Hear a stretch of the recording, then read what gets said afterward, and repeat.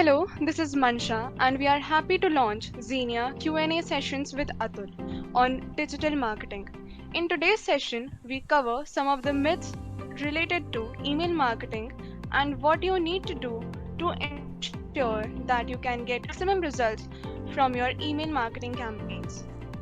So, Atul, my first question for you is, according to you, is email marketing effective in today's world?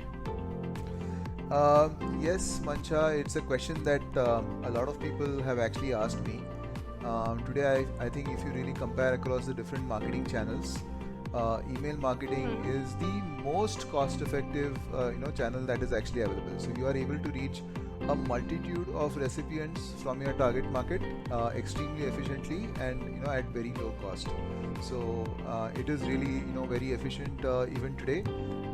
But I think there Hmm. are some very finer aspects in email marketing which people need to take care of. I feel the first thing that you should actually think about is deliverability of emails, and the second Hmm. is the extent of engagement that you can actually achieve with emails. So I think these are two very important parameters. Definitely. So, my second question for you is, what should marketing teams do to increase deliverability? Um, yeah, I think it's a very sort of mixed question. A lot of things involved there. Mm-hmm. Deliverability Yes. is, you can't achieve improved deliverability overnight. All of us know all SMTP, servers are all located in the US. You have to build good credibility with these servers. You have to choose the right email marketing tool. You have to choose a tool which has got a good delivery ratio. You have to complete your DKIM settings. You have to make sure that your domain is whitelisted and there are no negative reports about your domain.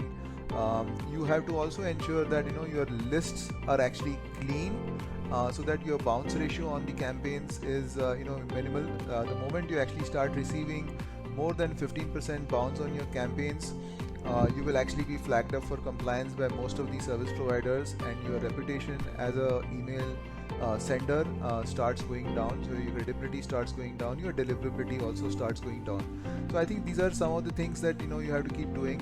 And again, I think this is not something which is actually an overnight. People expect results like overnight from a campaign or from a email marketing initiative. If you have to start building credibility with the right, with the, with the domain authorities and the spam house and all of that, it takes time and it takes a significant amount of effort. Definitely. So, my last question for you is, what do you do to increase engagement? Yeah, so actually, what I feel is, you have to really think about it as a step-by-step thing. Just as, for example, your first objective is to make sure that you have a very engaging subject line. So, in fact, the subject line is the first thing that anybody actually looks at. And today, when you are actually planning emails, you have to also plan for delivery on mobile platforms, because that's where your email is actually going to be read first. So Yes. if you have a very relevant subject line, then Mm-hmm. you have a higher chance that your email is actually going to be opened. So that's the first step. If you achieve opens, that's sort of half the battle won. But even after opening, what makes a person read through an email? If your mail is like cluttered, if your mail has too much content, if it is really beyond a scroll, I would really call it. It should be a scroll.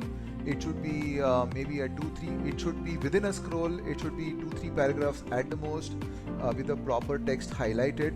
And I think what I believe is, I have three simple rules for building engagement in an email. The first is, you have to establish reference and context very clearly in the first line. So you should be able to address the challenge that you're actually talking about in the first paragraph itself. The second paragraph should actually start addressing how you are actually providing the solution to that challenge.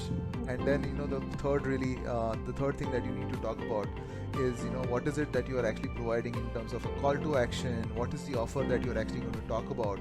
And I think you should be giving clear ideas for the person to take that respective action. So I think if we plan some of these things well, we have seen, across the campaigns that we've run, we've also seen a lot of campaigns achieve over 20%, 30%, sometimes even 40% open ratios, and we can get good responses over a period of time as well. Yes. Okay. Thank you for your insights, Atul, and we look forward to catching up with you on more much of such topics. Thank you, Mansha. Thank you for your time as well. Thank you. Thank you so much. Thank you. Bye.